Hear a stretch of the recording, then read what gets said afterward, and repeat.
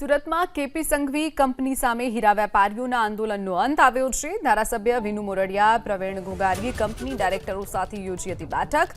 દિનેશ નાવડિયા પણ ધારાસભ્યોની બેઠકમાં ઉપસ્થિત રહ્યા હતા। કંપનીના માલિક કીર્તિ સંઘવી તરફથી હકારાત્મક પ્રતિસાદ મળતા જે આંદોલન હતું તેને સમેટવામાં આવ્યું છે। કેપી સંઘવી કંપનીએ કેસ પરત ખેંચવા મુદ્દે સમય માંગ્યો હોવાનું પણ વિનુ મોરડિયાએ જણાવ્યું છે। ધારાસભ્યોએ કંપનીના માલિક કીર્તિ સંઘવીને મળી રજૂઆત કરી હતી। કંપની પક્ષે નાની મોટી ગેરસમજ હતી તે જાણવા માટે સમય માંગવામાં આવ્યો છે। તો ધરણા કરનારના પરિવારને નુકસાન થાય તેવો કંપનીનો કોઈ ઈરાદો નથી। કંપની માલિક કીર્તિ સંઘવી પોઝિટિવ વિચારવાની ખાતરી આપી છે અને ટૂંક સમયમાં જ સારા સમાચારની ધારાસભ્ય વિનુ મોરડિયાએ વિશ્વાસ વ્યક્ત કર્યો છે।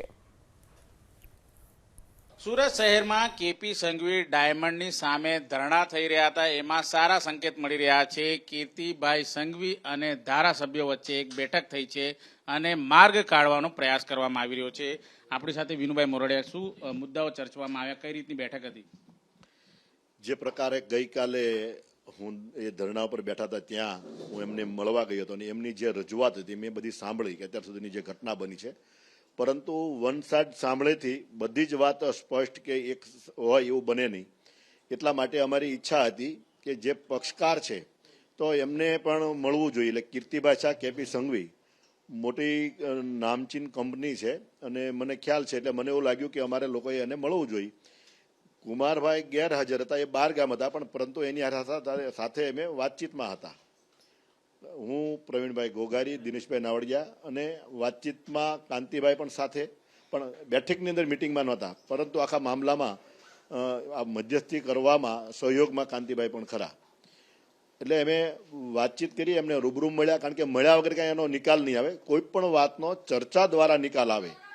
એમને પણ કંઈક નાનો મોટો કડવો અનુભવ થયો હોય, એમને પણ પૈસા લેવાના હોય, તો કોઈએ કાંઈ નાનું મોટું આમ તેમ થયું હોય, તો મધ્યસ્થી એટલા માટે કરવાની હતી કે બે પક્ષકાર છે અને ડાયમંડના છે, પહેલાં હાવ નાના વેપારી છે અને આ મોટા વેપારી છે। જ્યારે બંને એકાબીજાના વિશ્વાસથી કામ કર્યું હોય અને જ્યારે નુકસાન કર્યું તો એમને પણ પૈસા લેવા એક સ્વાભાવિક એનો હક બનતો હોય છે, પરંતુ નાની મોટી ગેરસમજ હતી એ પણ અમે થોડીક જાણી છે। તો છતાં પણ કીર્તિભાઈને વાત કરી તો કીર્તિભાઈ એવું કીધું કે અમે આના ઉપર કંઈક પોઝિટિવ વિચારશું। અમારો કોઈ એવો ઈરાદો નથી કે કોઈ પરિવાર કે એ ઘર વિહોણું થાય કે બરબાદ થાય, પરંતુ અમારી કંઈક ને કંઈક અમારી તકલીફો અમારી હોય ને, એટલા માટે અમે કાંઈક આના માટે આવતા સમયમાં કંઈક પોઝિટિવ વિચારશું એવું અમને આશ્વાસન આપ્યું છે।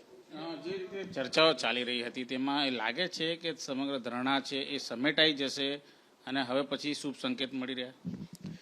ધરણા તો એ લોકોએ અમે જે વાત કરી, એ જે આ કારખાનેદારો હતા એમને અમે જે વાત કરી કે આવી પોઝિટિવ રીતે વિચારશું એવું કીધું છે, તો અમે એમને એવું કીધું કે ભાઈ તમે તે જો પોઝિટિવ વિચારવાનું કહેતા હોય એટલો જે તમારા મગજમાં જે કડવાશ કે આવું કાંઈ છે તો એટલું તો એવું કાંઈ છે નહીં, તો તમે તો 2 પગલાં વધારે આગળ ચાલો તો સારું કહેવાય। નહીં તો અમે એને કોઈ ફરજ નથી પાડી કે તમે એમાં ધરણામાંથી ઊભા થાવ, પરંતુ એ લોકોએ સામે ચાલીને એવું કીધું તો કે અમે અત્યારે ઊભા થઈ જઈએ છીએ એવી વાત કરી। પછી હું તો નીકળી ગયો, તો પછી મને લાગે છે કે પછી ઊભા થઈ ગયા હશે।